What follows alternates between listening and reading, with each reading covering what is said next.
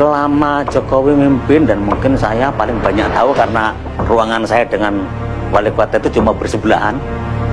Jokowi itu kalau mimpin itu arogan, jadi tidak semacam kayak di TV-TV kalau pakai baju kayak gitu, itu tiap hari dia tuh pakai dasinan, pakai jas-jasan. Dan tidak mau mengakui keberhasilan staf itu, tidak mau. Jadi menganggap bahwa yang berhasil dia, tapi kalau salah staf. Itu yang terjadi, yang saya tahu itulah. Saya pikir data tambah, data kurang, itulah yang saya tahu. Kan isunya Jokowi tidak terima gaji, Jokowi apalagi itu bohong. Wong Jokowi terima gaji, emang nyodorkan saya kok yang terima kwitansinya saya kok. Jadi Jokowi itu bohong kalau ngomong dia tidak terima gaji waktu zaman jadi wali kota.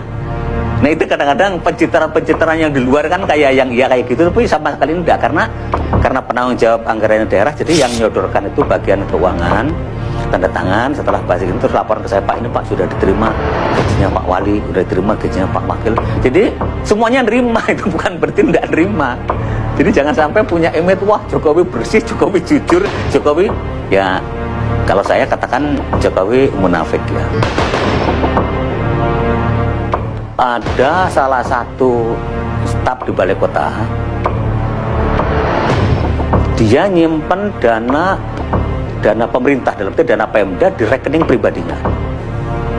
Angka ini justru tahunya saya dari hasil pemeriksaan BPK. Ternyata muncul bahwa ada seorang oknum yang nyimpen dananya sejumlah 6 miliar di balai kota. Nah, waktu itu muncullah di media lokal ya, Solo Pos waktu itu, kalau salah, pada Suara Merdeka. Terus waktu itu, hari itu juga saya ketemu sebagai sekretaris daerah Pak Jokowi dan Pak Rudi, wakil wali kota, jadi wali kota dan wakil wali kota. Waktu itu juga saya diminta pertimbangan, gimana Pak terjadi begini. Langsung saya tuh jawab singkat, besok juga orang itu pecat.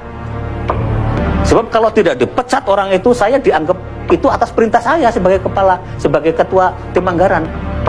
Tapi kalau itu tidak dilakukan sanksi, tidak diberikan hukuman, maka dianggap oleh publik bahwa itu kong kali kong antara sekretaris daerah atau wali kota. Saya waktu itu perintahkan pecat, tapi nyatanya tidak dipecat sampai sekarang, cuma digeser. Sehingga saya itu juga ngomong waktu, kalau memang ini tidak dilakukan, tidak diberikan hukuman, itu berarti ini atas izin Anda.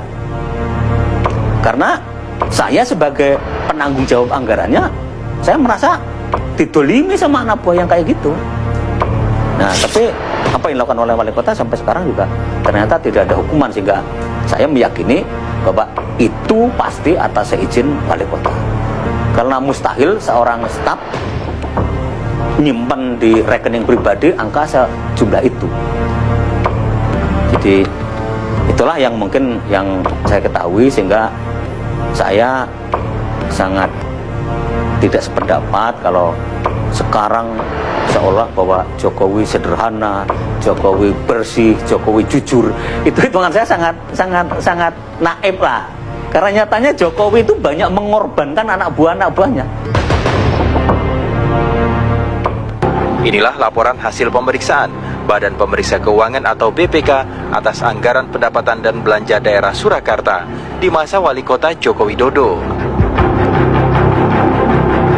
Dalam laporan keuangan Kota Solo tahun anggaran 2005, terdapat lebih dari 12 pos anggaran yang dinilai BPK berpotensi merugikan daerah. Salah satu yang mencolok adalah pengadaan aset senilai 3 miliar rupiah. Joko Widodo disebut menerabas aturan. BPK menilai bekas wali kota Surakarta itu tak cermat dalam menjalankan dan mengawasi praktek pengelolaan keuangan daerah. Informasi dan laporan keuangan yang dibuat Joko Widodo pun dinilai keliru dan menyesatkan.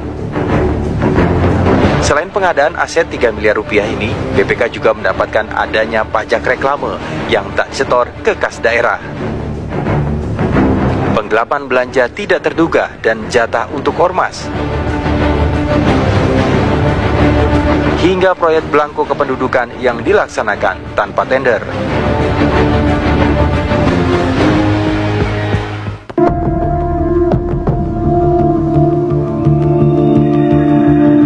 Tidak berbeda dengan hasil pemeriksaan tahun 2005, BPK pun kembali menemukan masalah pada kas daerah Solo tahun 2006. Lagi-lagi, Joko Widodo dinilai menerabas sejumlah aturan hingga berpotensi merugikan keuangan daerah.